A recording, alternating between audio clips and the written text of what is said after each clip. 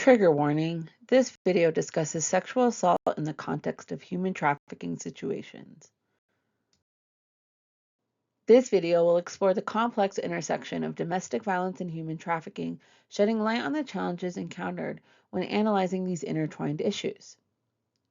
Before we proceed, it is important to note that we will be using the terms from the federal definition of severe form of trafficking in persons under 22 U.S.C. section 7102 sub 11. It may be helpful to review our human trafficking defined free on-demand training, which provides a detailed explanation of the legal definition of severe form of trafficking. Additionally, you can utilize our free ends means process toolkit, which is a tool used to practice analysis of severe form of trafficking in persons and develop a legal theory. The link to both of these resources is available in the description below. Cases involving domestic violence and human trafficking can be particularly difficult. This is due to the challenge of clearly identifying the purpose of the perpetrator. Involuntary servitude, debt bondage, peonage, or sex trafficking. Precise analysis is required for these cases as both forms of abuse share overlapping characteristics. Let's begin by examining the power and control wheels commonly used to illustrate abusive behaviors and tactics employed by domestic violence perpetrators. On the left, we have the Duluth power and control wheel, which showcases the most common forms of abuse and control. On the right, we find the adapted version for the trafficking context developed by the Polaris Project. While these wheels provide valuable insights into how individuals may be controlled, they are generally insufficient for determining whether someone is a victim of trafficking. If we focus on the power control wheel for trafficking, we can see the limitations. The emphasis on coercion and force in these wheels fails to fully illustrate the connection between abusive control and the ultimate purpose of labor or commercial sex. To understand trafficking, we must explore how these control tactics are specifically used by perpetrators to compel victims into performing labor or services. It is not solely about force or coercion. We must connect the dots between the perpetrator's actions and their intended purpose.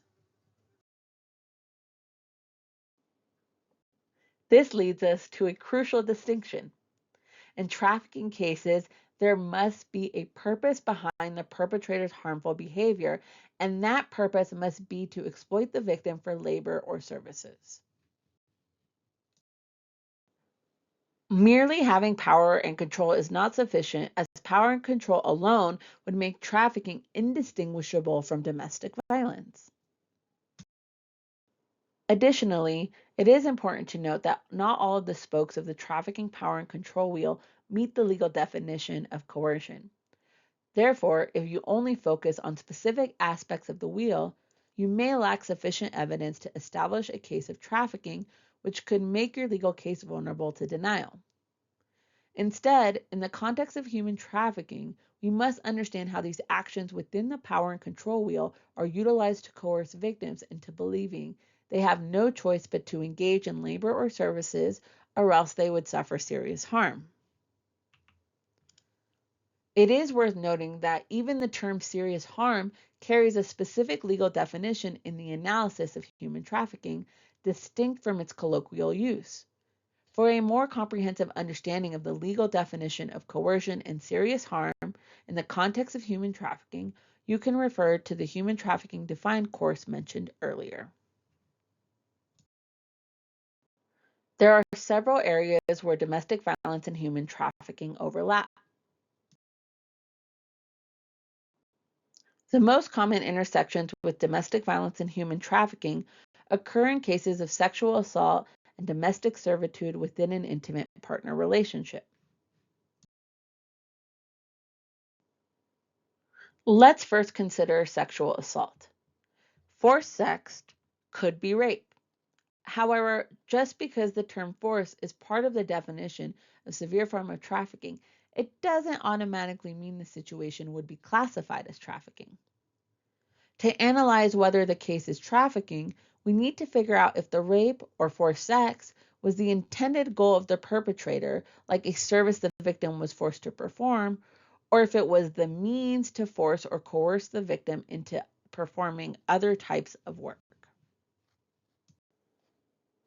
To discern whether the case is trafficking, we should ask the following questions. Was the victim sexually assaulted to perform servitude in the home? Or was the sexual assault used as punishment for not completing assigned tasks or services? Or is the argument being made that the rape is part of a broader scheme of sex servitude? These distinctions are crucial for understanding the nature of the exploitation or abuse. This brings us to sex servitude or sex slavery. In such cases, we would be considering multiple instances of sexual assault as a form of involuntary servitude. However, there is no clear line that defines when multiple instances of sexual assault transform someone into a sex slave. Courts often struggle to provide a comprehensive definition or list of factors to consider, especially when other forms of forced labor or commercial sex engagement are involved. It becomes necessary to demonstrate that the victim was in a condition of servitude, which can be challenging depending on the specific facts of the case. So, how do we go about doing this? In a case involving sex servitude, we aim to approach it from a labor perspective as much as possible. We would consider factors such as the frequency in which they were required to engage in sexual activities, or whether they were allowed to do any other activities. This approach helps us to differentiate such a situation from one involving multiple instances of rape or one that arises to a condition of servitude. Now let's examine differentiating trafficking from an abusive intimate partner relationship. Here we face the complexity of shared household duties. It can be difficult when the concept of involuntary servitude becomes intertwined with normal familial duties. For instance, intimate partners are often expected to perform chores, housework, and childcare to maintain the household. To distinguish trafficking from typical domestic arrangement, it is crucial to show that the labor demanded from the victim goes beyond what is expected within the scope of a typical intimate partner relationship. In these kinds of cases, we need to consider the perpetrator's ultimate purpose.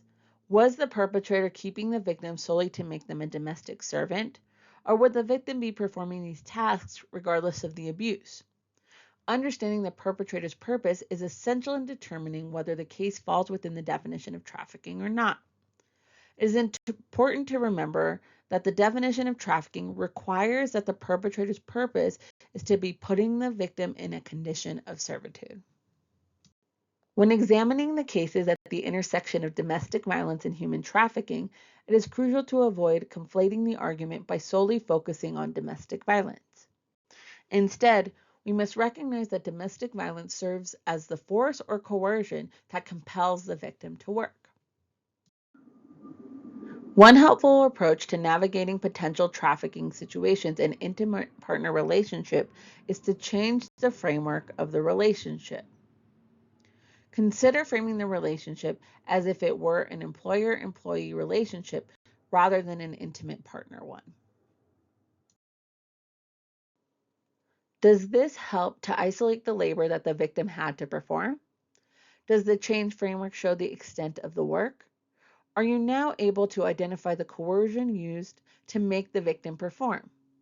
This reframing serves as a reminder to practitioners that when domestic violence is discussed in a case, it should be directly connected to the services that the victim was compelled to provide in the home.